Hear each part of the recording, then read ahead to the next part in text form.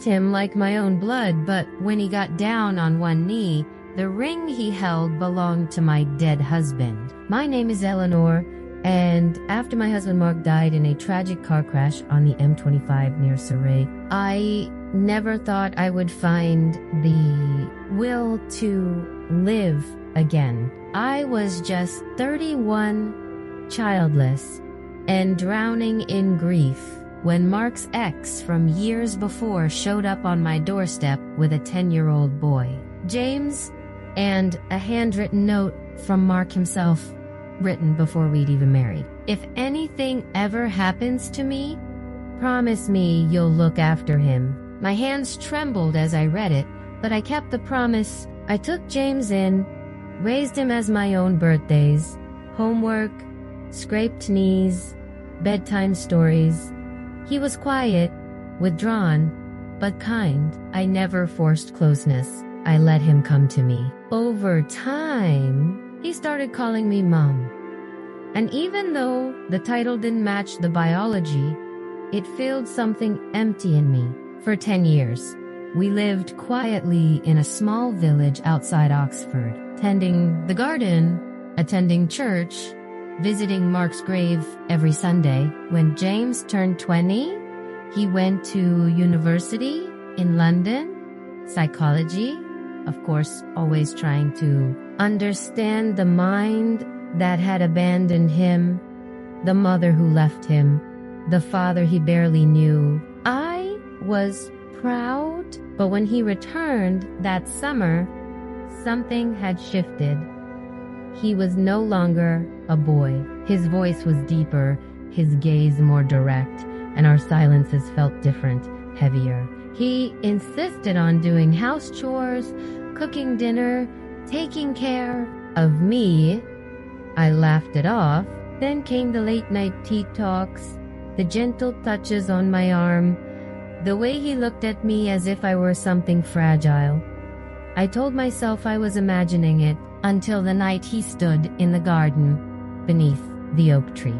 I planted with Mark and said, "You're the only person who's ever loved me without conditions.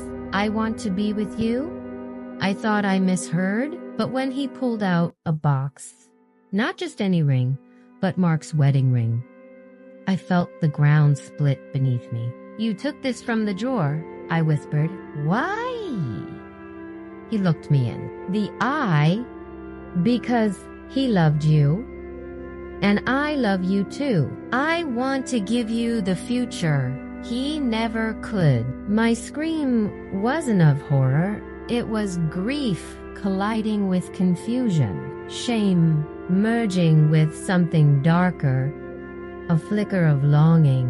I ran inside, locked the door, and cried until dawn. But he didn't leave. He stayed, slept on the porch in the rain, and whispered through the door, "I'm not your son." I never was. Days passed. I avoided him until one morning I opened the door and he was gone. He'd left a letter. "I only ever wanted to belong. If that was wrong, I'm sorry, but I meant every word." Months passed. I started therapy. I tried to forget, but guilt and silence don't erase memory. Then, a year later, a book arrived by a bestseller called Mothered Heart, written by J.L. Hayes. It was his story, our story. He'd turned our twisted bond into art. I couldn't breathe. I flipped the final page, and there it was. To the woman who taught me what love was, even if the world said it was wrong. Now I live alone in a new town, under a new name, my past sealed in a hardback cover on strangers' bookshelves. Sometimes I walk by the river and see young men with kind eyes and wonder if he's among them. But I never look too hard, because love, the real kind, isn't always pure. And sometimes the deepest betrayals come from the hearts that loved us most.